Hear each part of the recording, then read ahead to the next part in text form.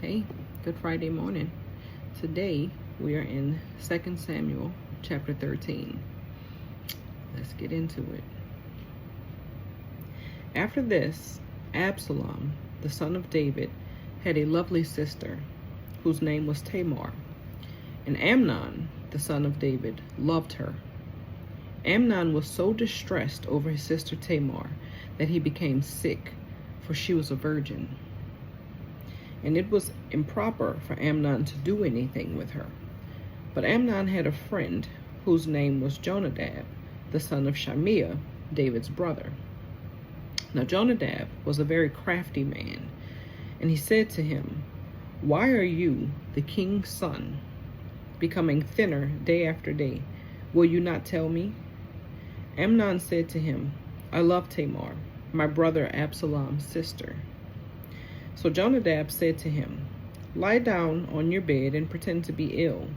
And when your father comes to see you, say to him, 'Please let my sister Tamar come and give me food and prepare the food in my sight, that I may see it and eat it from her hand.'" Then Amnon lay down and pretended to be ill. And when the king came to see him, Amnon said to the king, "Please let Tamar, my sister, come and make a couple of cakes for me in my sight, that I may eat from her hand." And David sent home to Tamar, saying, "Now go to your brother Amnon's house and prepare food for him." So Tamar went to her brother Amnon's house, and he was lying down. Then she took flour and kneaded it, made cakes in his sight, and baked the cakes.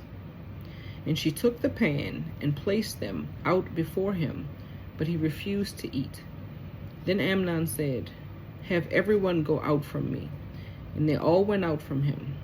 Then Amnon said to Tamar, "Bring the food into the bedroom, that I may eat from your hand." And Tamar took the cakes which she had made, and brought them to Amnon, her brother, in the bedroom. Now when she had brought them to him to eat, he took hold of her and said to her, "Come, lie with me, my sister." But she answered him, "No, my brother, do not force me, for no such thing should be done in Israel. Do not do this disgraceful thing. And I, where could I take my shame? And as for you, you would be like one of the fools in Israel. Now therefore, please speak to the king, for he will not withhold me from you." However, he would not heed her voice, and being stronger than she, he forced her and lay with her. Then Amnon hated her exceedingly, so that the hatred with which he hated her was greater than the love with which he had loved her. And Amnon said to her, "Arise, be gone." So she said to him, "No, indeed, this evil of sending me away is worse than the other that you did to me." But he would not listen to her. Then he called his servant who attended him and said, "Here, put this woman out, away from me, and bolt the door behind her." Now she had on a robe of many colors, for the king's virgin daughters wore such apparel. And his servant put her out and bolted the door behind her. Then Tamar put ashes on her head, and tore her robe of many colors that was on her, and laid her hand on her head, and went away crying bitterly. And Absalom, her brother, said to her, "Has Amnon your brother been with you? But now, hold your peace, my sister.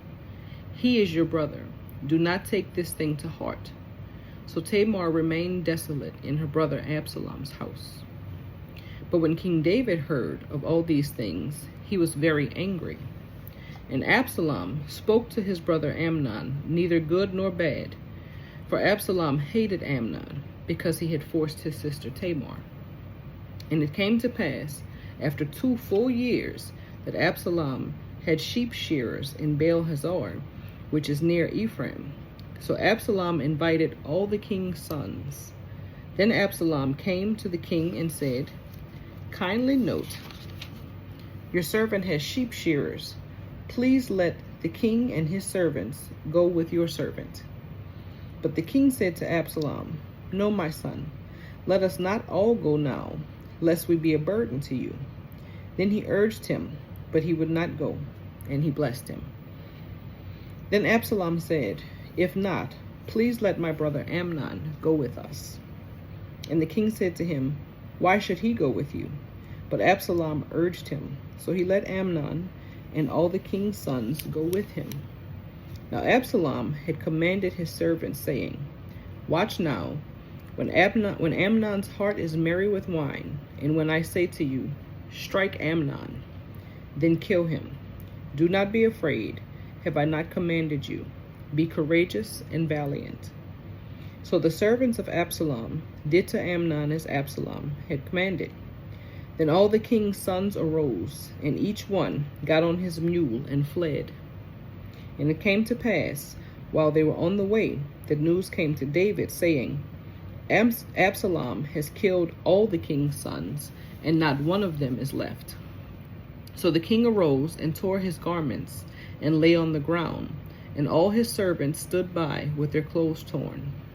Then Jonadab, the son of Shimeah, David's brother, answered and said, Let not my lord suppose they have killed all the young men, the king's sons, for only Amnon is dead. For by the command of Absalom, this has been determined from the day that he forced his sister Tamar.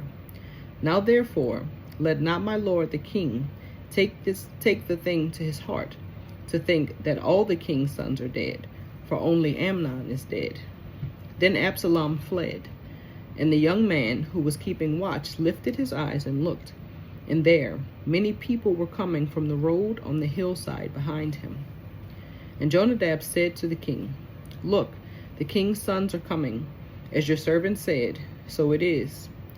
So it was, as soon as he had finished speaking, that the king's sons indeed came, and they lifted up their voice and wept. And the king and all his servants wept very bitterly. Then Absalom fled and went to Talmai, the son of Ammihud, king of Geshur. And David mourned for his son every day. So Absalom fled and went to Geshur, and was there 3 years. And King David longed to go to Absalom, for he had been comforted concerning Amnon, because he was dead. May the Lord add a blessing to the reading of his word. Have a good day.